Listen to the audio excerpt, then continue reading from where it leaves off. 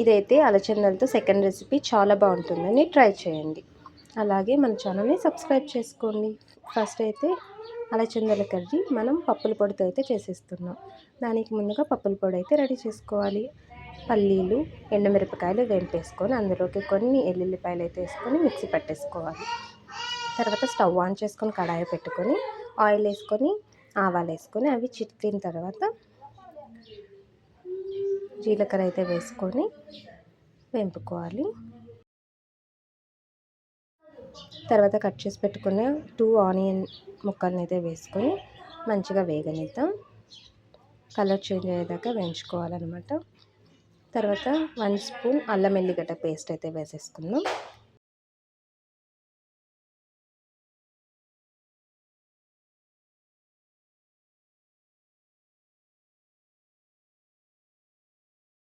పసుపు అయితే వేసుకోవాలి. పసుపు వేసిన క్లిప్ అయితే మిస్ అయింది. అవి పచ్చివాసన పోయిన తర్వాత మనం ఒలిచిపెట్టుకున్న అలచందల గింజలని అయితే వేసేసుకోవాలి. అవి మంచిగా పచ్చివాసన పోయేలాగా కలుపుకోవాలి. స్లో ఫ్లేమ్లోనే చేస్తే చాలా మంచిదన్నమాట. మంచిగా కుక్ అవుతాయి.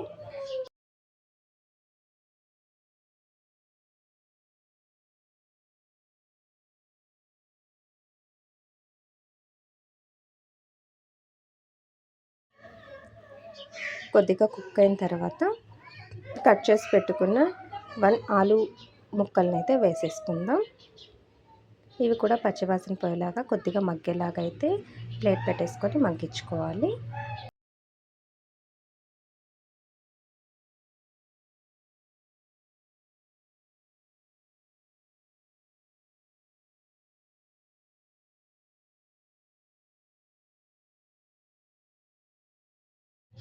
ఆలు గింజలు మంచిగా మగ్గిపోయిన తర్వాత 1 స్పూన్ సాల్ట్ అయితే వేసేసుకొని మంచిగా కలుపుకోండి.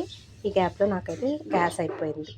గ్యాస్ అయిపోతే మీరేం చేస్తారు? మా దగ్గర అయితే ఇంకొక ఆల్టర్నేట్ ఉంది. చిన్న గ్యాస్ అండి. ఇది మా ఆయనేమో బ్యాచులర్గా ఉన్నప్పుడు తీసుకునేదన్నమాట. మీరు కూడా చూసేయండి దీని మీద వంట. తొందరనే మగ్గిపోతే వీటికి విజిల్స్ కూడా అవసరం లేదు. చాలా బాగా అవుతుంది. ఇలా కర్రీ అయితే తప్పకుండా ట్రై చేయండి. చాలా బాగుంటుంది. ఈ సీజన్లోనే వస్తాయి ఈ గింజలు ఎక్కువ. తప్పకుండా ట్రై అయితే చేయండి ఇలాగా. తర్వాత మంచిగా మగ్గిపోయిన తర్వాత అయితే మనం ముందుగా చేసి పెట్టుకున్న పప్పుల పొడిని అయితే వేసేసుకుందాం వీటిలోకి.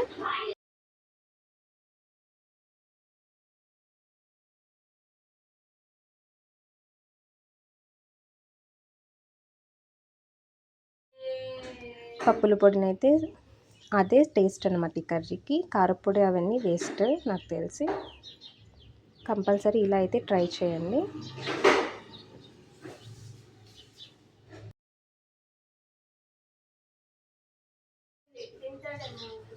తర్వాత పప్పుల పొడి వేసుకున్న తర్వాత 3 మినిట్స్ మంచిగా వేంపేసుకొని అందులో 2 గ్లాసెస్ ఆఫ్ వాటర్ అయితే వేసుకోవాలి. అది మంచిగా ఉడుకుకోవాలన్నమాట.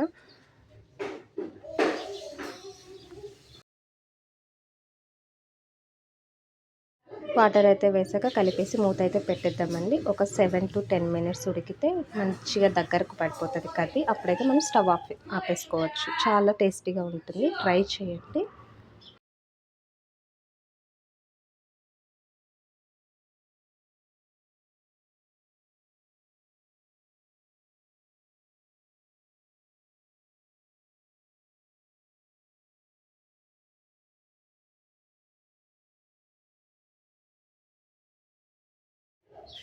వాటర్ కొద్దిగా తక్కువైతే నేనైతే మళ్ళీ 1 గ్లాస్ వేసాను. మన కర్రీ అయితే రెడీ అయిపోయిందండి. చాలా బాగుంటుంది. తప్పకుండా ట్రై చేయండి. ఇంకొంచెం గట్టిగా అయిన తర్వాత అయితే చపాతీలోకి సూపర్ టేస్ట్ ఉంటుందండి. ఇంకా అలాగే నా ఛానల్ అయితే అక్షుబాబు ఛానల్ అయితే సబ్స్క్రైబ్ చేసుకోండి ప్లీజ్. Thank you.